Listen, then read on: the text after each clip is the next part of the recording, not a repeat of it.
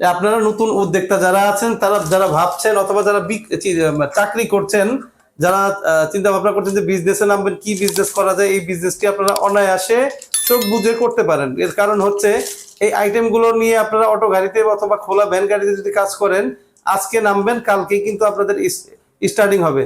তো সোহেল ভাই, যদি কোনো নতুন উদ্যোক্তা এই যে চিন্তা ভাবনা করে যে এই বিজনেসটা করবে, তাহলে সর্বপ্রথম তার কি করতে হবে বা কোন ভাবে শুরু করতে হবে? নিজের একটা প্ল্যান থাকে যে আমি এইভাবে করতে চাই, তার প্ল্যানটা শোনার পর হচ্ছে আমরা তাকে ভালোভাবে গাইড করতে পারবো যে কিভাবে করলে ভালো হয়। কারণ আমাদের সাথে 180 থেকে 200 জন আমাদের সাথে রানিং ব্যবসায়ী আছে, যারা অটো ভ্যান গাড়ি নিজের দোকান খোলা জায়গায় বসে হচ্ছে ব্যবসা করে। তাদের সাথে আমাদের রেগুলার কথাবার্তা হয়, তাদের সুবিধা অসুবিধা আমরা জানি, ওনারা আমাদেরকে জানায়।